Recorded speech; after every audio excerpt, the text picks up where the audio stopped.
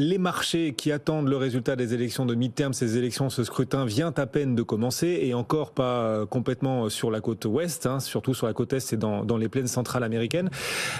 En termes de shutdown quand même, en termes de plafond de la dette, est-ce que si les Républicains remportent ne serait-ce qu'une des deux chambres, est-ce que ça va entraîner des blocages, des suspens, des risques vitaux pour l'économie américaine, si shutdown, si plafond de la dette, avec une éventuelle baisse du dollar ou non?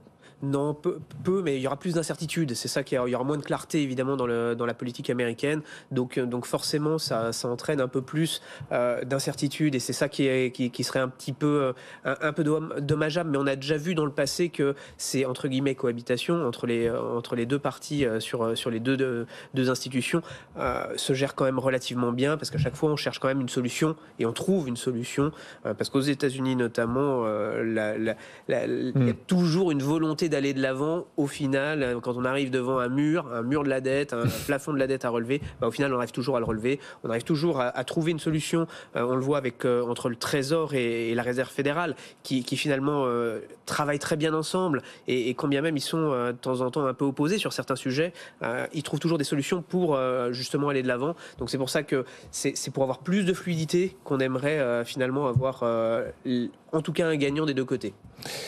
À suivre ces élections de mi-terme. On a déjà vu par le passé les administrations américaines amputer pendant quelques jours, quelques semaines même, amputer d'un certain nombre de leurs employés parce qu'il n'y a pas eu d'accord, qu'on avait dépassé la date limite, ce qui avait du coup un peu assommé la consommation. Enfin, ça peut avoir, sur le très court terme, ça peut avoir un impact. Ça peut avoir des petits impacts, c'est des petits hicks. Ouais. Encore une fois, c'est des hicks qu'on a connus par le passé en plus, donc on connaît les conséquences, donc on sait qu'on trouve souvent des solutions derrière. D'un point de vue sectoriel, pour les investisseurs en l'occurrence, est-ce que vous pensez que le résultat de ces élections de mi-terme peut avoir un impact? Est-ce que certains secteurs pourraient profiter d'une victoire républicaine? Le secteur, je sais pas, de la santé par exemple, le pétrole, les énergies fossiles, d'autres au contraire pâtiraient d'une victoire républicaine. Comment est-ce que l'investisseur doit se préparer? Alors déjà, il doit être un tout petit peu investi, il doit garder des liquidités pour si jamais il y a un gros hic dans le marché, mais il doit être investi parce que justement, s'il y a une victoire des républicains, il y a quelques secteurs qui vont être privilégiés. La santé, à court terme, parce que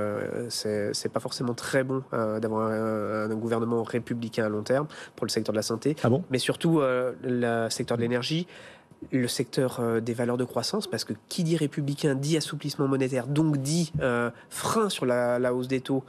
Donc derrière, ce sont les valeurs de croissance qui en bénéficient. Et peut-être moins de risques de régulation aussi sur les GAFAM, sur la tech. Exactement, même si en plus on voit que les entreprises arrivent à trouver des accords sur les valeurs de croissance. On le voit à l'image d'NVIDIA aujourd'hui qui nous annonce la sortie d'une puce aux États-Unis qui va sortir de la régulation, des interdictions de régulation de commercialisation avec la Chine. Donc là aussi, on voit que les entreprises, quand elles sont bien gérées, elles arrivent à trouver des parades et elles arrivent toujours à pouvoir continuer de travailler et continuer d'avoir de la croissance. Donc là-dessus, on sait que les entreprises, elles trouvent toujours des solutions. Donc là,